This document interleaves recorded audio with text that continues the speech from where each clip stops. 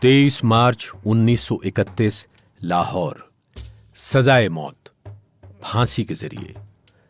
जल्लाद और उनके सामने हैं तीन हिंदुस्तानी नौजवान, सुखदेव, राजगुरु और तीसरा नौजवान वो जिसे हिंदुस्तान के अवाम ने सबसे ज्यादा याद किया और बेपनाह मोहब्बत से नवाजा, शहीद आजम सरदार भगत सिंह। आजादी का ऐसा परवाना जो वतन के लिए हंसते हंसते फांसी पर झूल गया। आज तक रेडियो पेश करता है सरदार भगत सिंह की लिखी हुई चिट्ठियों पर आधारित श्रृंखला भगत सिंह के खत।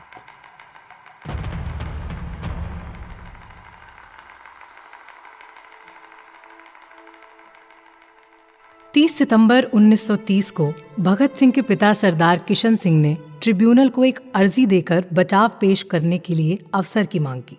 सरदार किशन सिंह स्वयं देशभक्त थे और राष्ट्रीय आंदोलन में जेल जाते रहते थे।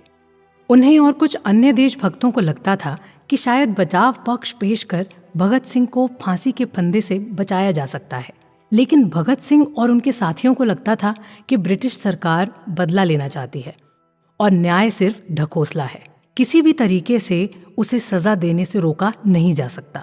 उन्हें लगता था कि यदि इस मामले में कमजोरी दिखाई गई तो जन चेतना में अंकुरित हुआ क्रांति बीज स्थिर नहीं हो पाएगा। लेकिन एक पिता का दिल चाहता था कि वो अपने बेटे को किसी तरह बचा ले। पिता ने अर्जी तो दे दी, लेकिन इससे भगत सिंह की भावनाओं को गहरी चोट लगी। अपनी भावनाओं को नियंत्रित कर अपने सिद्धांतों पर जोर देते हुए उन्होंने 4 अक्टूबर 1930 को एक पत्र लिखा, जो उनके पिता को देर से मिला। 7 अक्टूबर 1930 को मुकदमे का फैसला सुना दिया गया। भगत के खत श्रृंखला में सुनिए उनका वही पत्र अमन गुप्ता की आवाज में।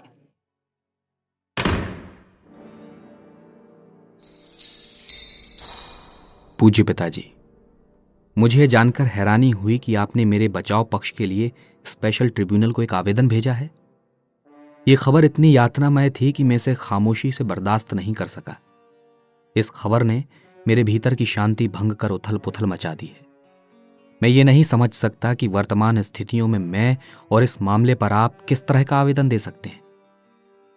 आपका पुत्र होने के नाते मैं आपकी पैतृक भावनाओं और इच्छाओं का पूरा सम्मान करता हूं, लेकिन इसके बावजूद मैं समझता हूं कि आपको मेरे साथ सलाह मशविरा किए बिना ऐसा आवेदन देने का कोई अधिकार नहीं था।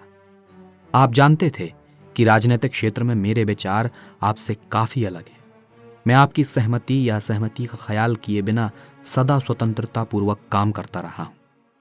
मुझे यकीन है कि आपको ये बात याद होगी कि आप आरंभ से ही मुझसे ये बात मनवा लेने की कोशिशें करते रहे कि मैं अपना मुकदमा संजीदगी से लड़ूं, अपना बचाव ठीक से प्रस्तुत करूं।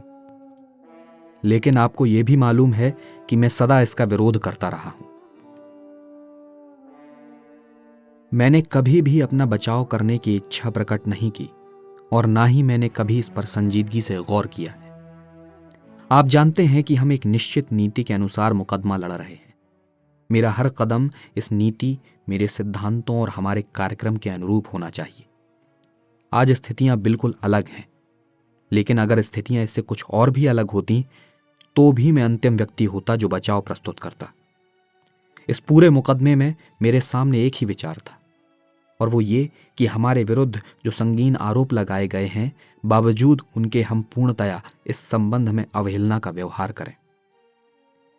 मेरा नजरिया ये रहा है कि सभी राजनीतिक कार्यकर्ताओं को ऐसी स्थितियों में उपेक्षा दिखानी चाहिए और उनको जो भी कठोरतम सजा दी जाए वो उन्हें हंसते हंसते बर्दाश्त करनी चाहिए।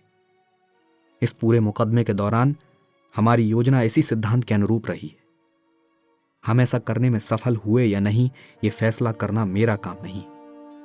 हम खुदगर्जी को त्याग कर अपना काम कर रहे हैं। वॉयसरॉय ने लाहौर साजिश केस ऑर्डिनेंस जारी करते हुए इसके साथ जो वक्तव्य दिया था, उसमें उन्होंने कहा था कि इस साजिश के मुजरिम शांति व्यवस्था को समाप्त करने का प्रयास कर रहे हैं। इससे जो हालात पैदा हुए हैं उसने हमें ये मौका दिया है कि हम जनता के समक्ष ये बात प्रस्तुत करें कि वो स्वयं देख ले कि शांति व्यवस्था एवं कानून समाप्त करने की कोशिशें हम कर रहे हैं या हमारे विरोधी। इस बात पर मतभेद हो सकते हैं, शायद आप भी उनमें से एक हों जो इस बात पर मतभेद रखते हैं, लेकिन इसका मतलब ये नहीं कि आप मुझसे सलाह किए बगैर ऐसे कदम उठाएं। मेरी जिंदगी इतनी कीमती नहीं है जितनी कि आप सोचते हैं।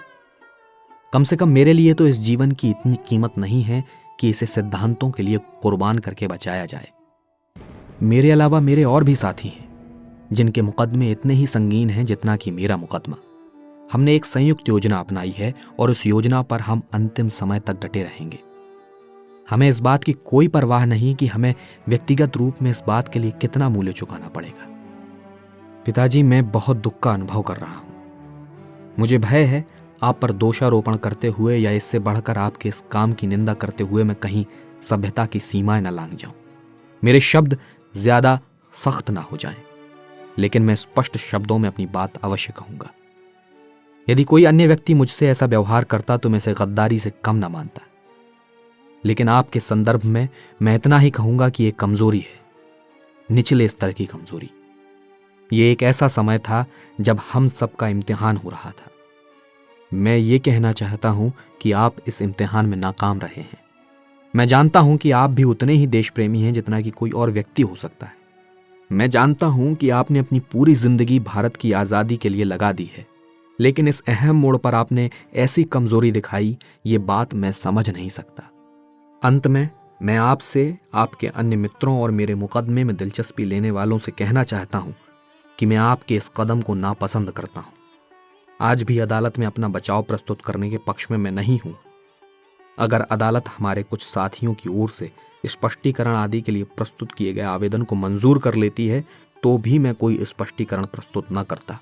भूख हड़ताल के दिनों में ट्रिब्यूनल को जो आवेदन पत्र मैंने दिया था और उन दिनों में जो साक्षात्कार दिया था उन्हें गलत अर्थों में समझा गया है। अखबारों में यह प्रकाशित कर दिया गया कि मैं अपना स्पष्टीकरण प्रस्तुत करना चाहता हूं। हालांकि मैं हमेशा स्पष्टीकरण प्रस्तुत करने के विरोध में रहा। आज भी मेरी वही मान्यता है जो उस समय थी। बोर्स्टल जेल में बंदी मेरे साथी इस बात को मेरी ओर से गद्दारी और विश्वासघात ही समझ रहे होंगे। मुझे उनके सामने अपनी स्थिति स्पष्ट करने का अवसर भी नहीं मिल सकेगा।